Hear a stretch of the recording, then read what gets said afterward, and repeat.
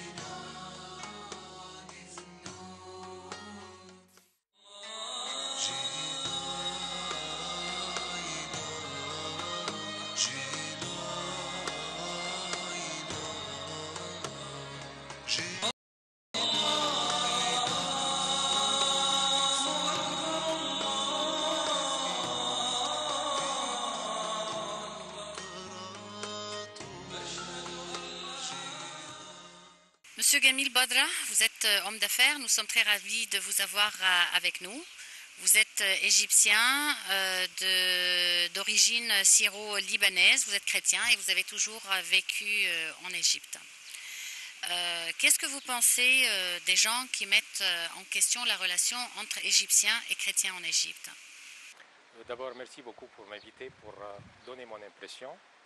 Je suis très ravi d'être là. Laissez-moi d'abord donner une petite introduction de la religion. Dans le monde, sur notre globe, existent trois religions monothéistes. La religion musulmane, la religion chrétienne et le judaïsme. Toutes ces trois religions qui existent à part d'autres, mais les autres n'adorent pas Dieu, ce sont des religions monothéistes. Il y a une certaine divergence, c'est très normal. Mais ce qu'il y a de commun entre ces trois religions, c'est que toutes les trois adorent le même Dieu, Dieu le Créateur, Dieu le Tout-Puissant, Dieu de l'univers.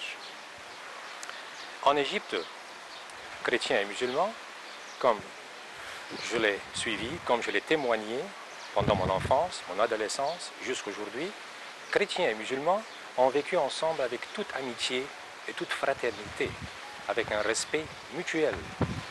Ce qui se passe aujourd'hui, malheureusement, les tentatives malicieuses de certains malfaiteurs qui veulent détruire cet esprit d'amitié, qui veulent causer du mal à notre pays. Mais il faut bien s'en opposer à ça. Toutes les religions dans le monde, les religions monothéistes, invitent à s'ouvrir aux autres. C'est-à-dire, la religion musulmane n'a jamais demandé à ses fidèles de traiter uniquement avec les musulmans.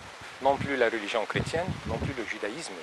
Ce qui veut dire que les religions s'ouvrent les unes aux autres pour interagir ensemble en vue de mener une meilleure vie. Alors, coexister, qui est notre thème aujourd'hui, est un devoir, est une demande de la religion. En plus, coexister devient un devoir national aussi, parce que nous devons protéger notre Égypte, notre cher pays, contre toute désintégration, contre toute confrontation. Il y a des gens qui désirent nous voir de cette façon, mais il faut s'opposer à ça.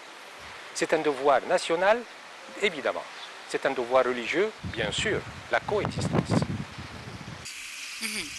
Et en tant qu'Égyptien chrétien, vous avez fait votre scolarité ici en Égypte, vous avez fait l'université également, vous avez travaillé en tant qu'homme d'affaires.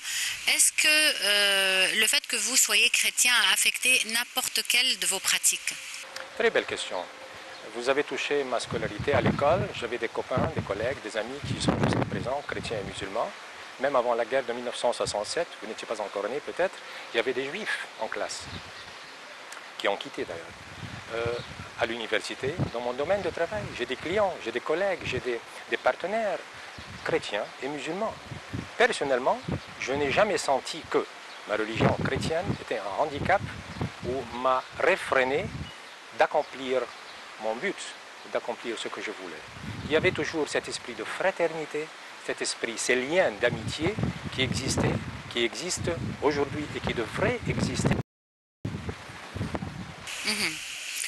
Aujourd'hui, on associe ce qui se passe dans le monde beaucoup à la religion musulmane, dont la destruction des églises, qui a été accompagnée de destruction de mosquées et d'attentats dans plusieurs endroits et organisations publiques aussi en Égypte. Et malheureusement, c'est toujours lié à l'islam. Qu'est-ce que vous pensez de cela, surtout vous qui voyagez beaucoup et qui restez pour assez longtemps en Europe et en Amérique? Ça, c'est une très belle question aussi, parce qu'aujourd'hui, on entend beaucoup de guerres par les leaders internationaux, par les responsables, mais il faut bien mettre en évidence que cette guerre, c'est une guerre contre l'extrémisme. Ce n'est pas une guerre contre l'islam, parce que l'islam, c'est une religion de paix, et je crois que je connais, tous les musulmans que je connais ont été vraiment de bons fidèles. Mais il y a une chose très importante à mettre en évidence ici. Si quelqu'un me critique sur mon plan privé, je l'accepterai. Si quelqu'un me critique dans mon travail, je l'accepterai. Si quelqu'un me critique à n'importe quel plan, je l'accepterai. Mais le moment où ce quelqu'un touche ma relation avec Dieu, touche ma religion, je serai furieux, je vais réagir. Et la plus profonde sera son attaque à ma religion, la plus profonde sera ma réaction. Alors, le pape Francis II l'a bien déclaré, il a condamné que cette presse, ces médias, puissent attaquer les symboles de la religion.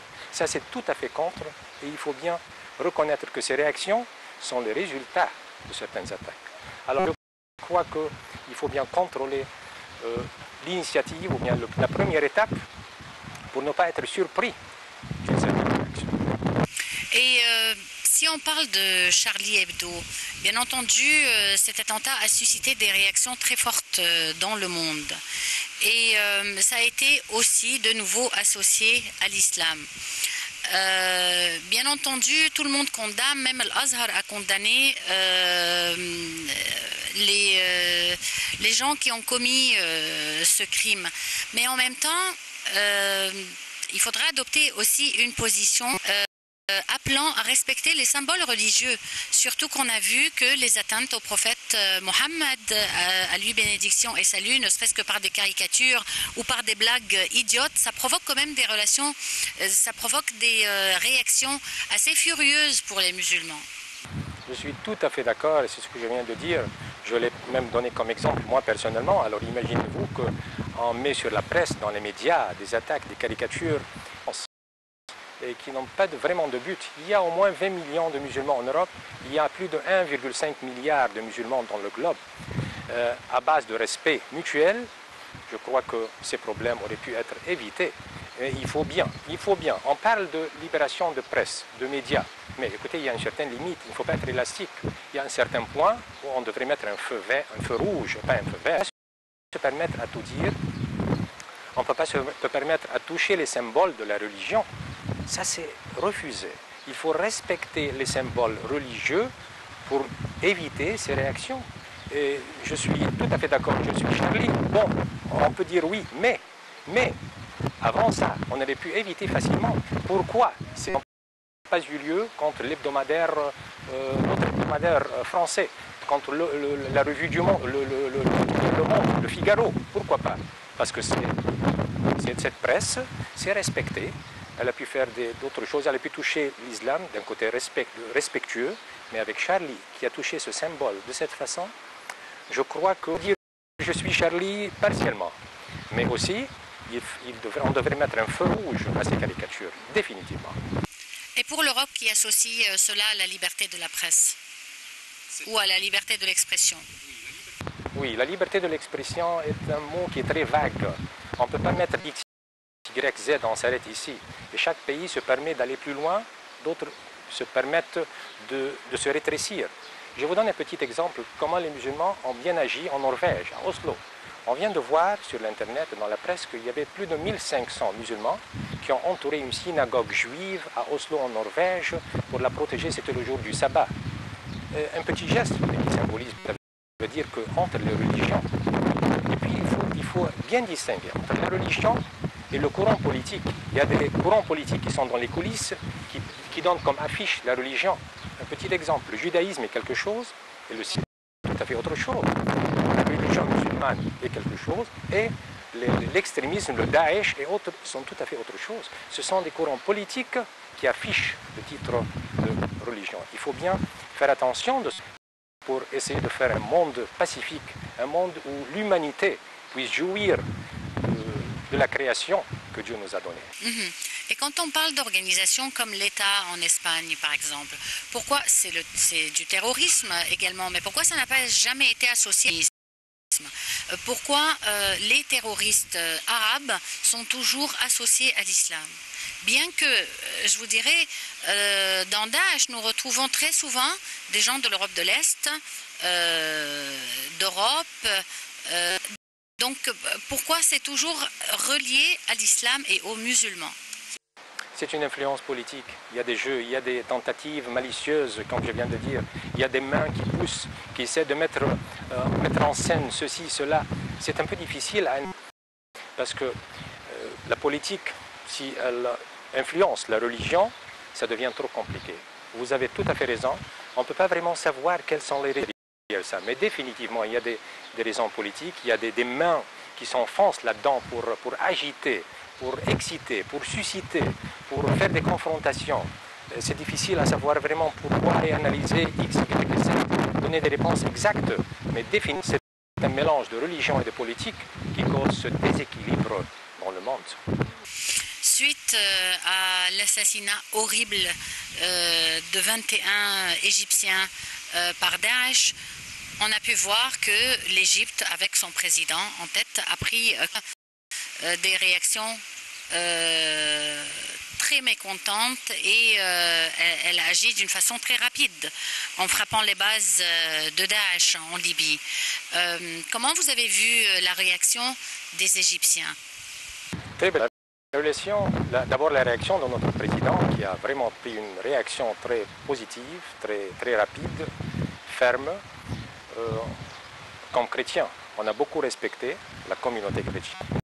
Et on a vu comment le soutien de l'Azhar et de nos confrères musulmans envers les chrétiens, envers le pape Tawadros, c'était vraiment quelque chose qui a confirmé cet esprit de fraternité, d'amitié, d'amour entre musulmans et chrétiens. Et d'ailleurs, il y a un point ici à mettre en évidence, c'est que le soutien entre les leaders, les personnes officielles, les ministres, le gouvernement, ce soutien que les chrétiens ont obtenu vraiment confirme que les chrétiens font une partie de ce pays. J'aimerais dire un point important aussi pour l'avenir de l'Égypte, si vous me permettez. Vous n'avez pas demandé cette question, mais permettez-moi de toucher ce point. Que pour vraiment faire une belle Égypte entre mains, il faut que les responsables puissent mettre la main dans la main. Ce sont les exemples. Il faut, et ça commence par l'école, par l'université, par le domaine de travail, le gouvernement, mais surtout par la famille. C'est-à-dire, vous comme mère de famille, moi comme père de famille, nous devons inculper ces principes à nos enfants. Il y a la population de 88 000 millions d'habitants, plus ou moins en moyenne de 4, il y a 20 millions de familles. Le corps humain constitue, notre corps humain constitue de millions de cellules. Si la cellule n'est pas saine, le corps humain et la société égyptienne ou n'importe quelle société se constitue de millions de familles. Si la famille est saine, la société aussi sera saine. La famille, c'est les enfants. Si les parents inculpent ces principes, en plus de ce que l'État peut faire, de ce que le responsable peut faire, je crois que nous pouvons arriver à une merveilleuse page d'avenir de l'Égypte. Nous avons vu depuis la prise du pouvoir du président Abdel Fattah al-Sisi plusieurs gestes montrant l'importance pour lui des chrétiens en Égypte, dont sa visite par exemple à la messe, une visite surprise qui a plu à tout le monde, qui appelle toujours à l'union, à la fraternité, à l'adoption de positions communes. Comment cela se reflète pour vous? Très positif. Moi j'étais aux États-Unis à ce moment-là, le 7 janvier, j'ai suivi en direct cette visite exceptionnelle. Je crois que c'est la première visite d'un chef égyptien pour aller assister à une messe de minuit, le 7 janvier, la date de naissance du Christ. Et je crois que c'est une chose profondément aux Égyptiens. Et c'est ce que nous avons besoin. Nous avons besoin de sentir réciproquement, d'ailleurs ça doit être comment les chrétiens et les musulmans, là où vous habitez, il y a des chrétiens et des musulmans, là où vous travaillez, il y a des chrétiens et des musulmans, s'ils sont, comment dirais-je, s'ils se touchent la main, s'ils se disent, s'ils s'échangent les bons vœux, s'ils s'échangent les soucis, les avenirs, les aspirations, je crois qu'on pourrait faire quelque chose de merveilleux. La visite du président Sisi est exceptionnelle. Au nom de ma communauté, en mon nom, je le remercie profondément. Je crois que ça a eu un impact, une influence très positive sur le peuple égyptien, chrétien d'ailleurs. Si on revient à notre sujet principal, qui est la coexistence entre chrétiens et musulmans, on voudrait savoir quelle est la principale revendication des chrétiens aujourd'hui en Égypte. Ah, là c'est un point qui est un peu compliqué. Personnellement, moi je n'ai pas de revendication sur le plan personnel. Mais je crois qu'il y a pas mal de chrétiens en Haute-Égypte qui ont d'un peu plus de soins. Ils ont besoin peut-être d'avoir de nouvelles opportunités. Je crois que j'ai entendu qu'il n'y a pas de locaux assez pour présenter leurs prières et que peut-être dans certaines minorités, je dis minorité, je reprends la minorité des minorités, il y a certaines critiques, il y a moins de soins. Je crois que si l'État reconnaît ça, et s'il rectifie, s'il y a eu des fautes, des erreurs, ou bien ce qui a été commis dans le passé, on peut toujours reconnaître, rectifier, pour éviter dans l'avenir une chose pareille. Il y a eu des cas, mais ça existe partout. Je dirais que ce sont des cas mineurs, mais il y a cette question. Mais je ne suis pas responsable pour lister 1, 2, 3, mais je peux vous dire que si on regarde ces revendications ou bien ces demandes, on peut toujours trouver des solutions. Et je suis très optimiste parce que le point de départ, on a démarré, on a commencé sur le bon chemin.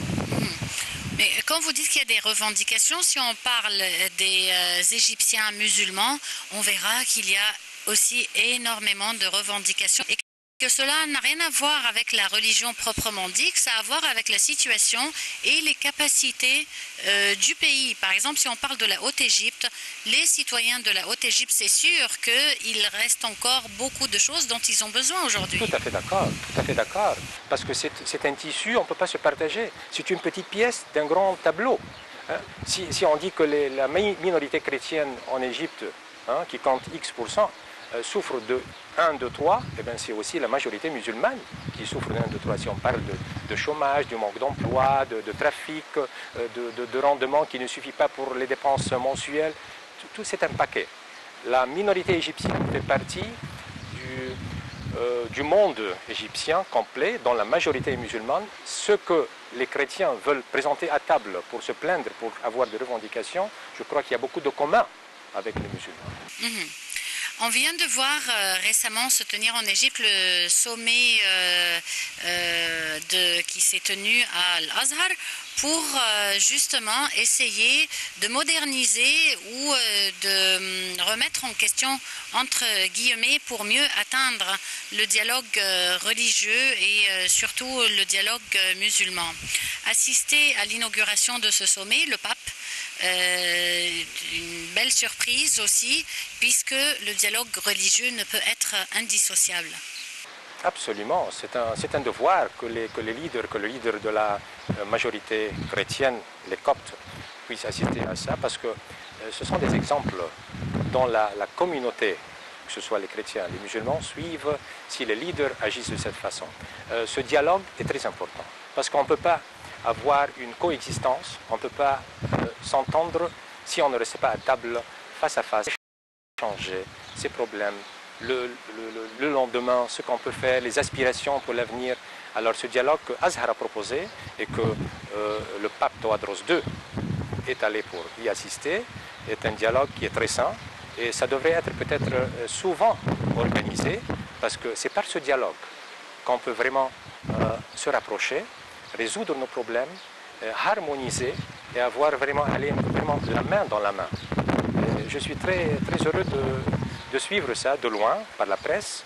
Je n'ai pas assisté, je n'ai pas été invité à ça, mais je suis heureux de le suivre et j'espère que ce dialogue puisse être organisé plus fréquemment et puisse apporter des fruits bientôt. Et si on parle de modernisation du dialogue religieux, l'Azhar, il commence à avoir des pistes.